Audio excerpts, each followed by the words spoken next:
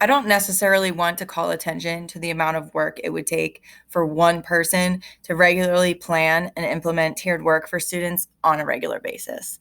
I got to the point after 3 or 4 years of doing this, just hearing my students and even just paying attention to who's in what level. I was able to do this probably once a week. And that was on a block schedule. And so I sort of planned it out so that I could do this every Monday.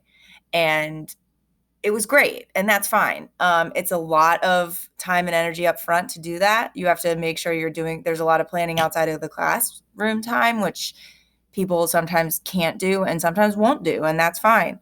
I think that collecting data and grading things, depending on how you're grading it, depending on what your expectations are, that might be a lot for some people. And then I think like just kind of thinking about how your classroom looks and sounds right now and on a regular basis, and then what using the tiered groups would look like and sound like, I think it's just a shift in mindset of what if you just looked around, if you were a fly on the wall in your classroom during these tiered group days, you would see there was a lot of productive learning going on, and it's usually not that quiet, depending on the room. So the thing is, though, that if you're going to implement tiered group work, you don't have to adopt an entirely new program. You don't have to overhaul your materials. You don't have to invest as much upfront of your time and your energy, and you can ease into everything that we're doing here. So it sounds overwhelming, but if you have an idea for one topic and you want to try tiered worksheets, then just try it and then reflect on how it goes and debrief with the students and say, guys, this is what I wanted it to look like, and this was my goal, and I think that we need to work on these following things and for this to be more effective next time, and then contact parents, stuff like that. And then you can make tweaks, and then you can manage to do it again that year. And if not, then do it the next year. Give yourself a 3-year plan. I mean, spread everything out. If you can't manage to grade assignments for like all your tiered work days, you finally get into the habit of doing it. Maybe you get it once a month.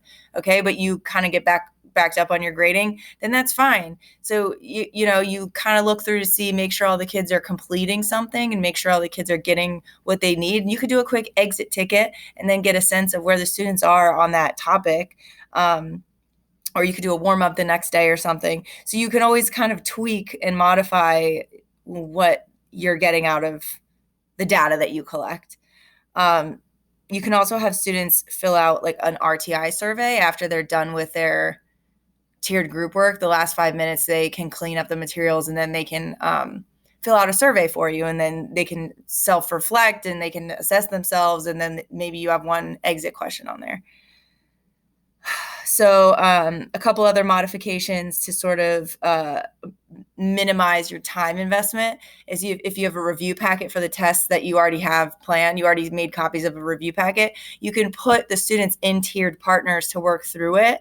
And you can say, look, if you're in this blue group over here and you're in this red group over here, then you guys need to go, here's your 3 resources that you can use before you come and ask me a question. And then you're sitting there with the green group, like, the tier 3 group, and you're working through that packet with them together so they get your attention. And those are the kids that need it.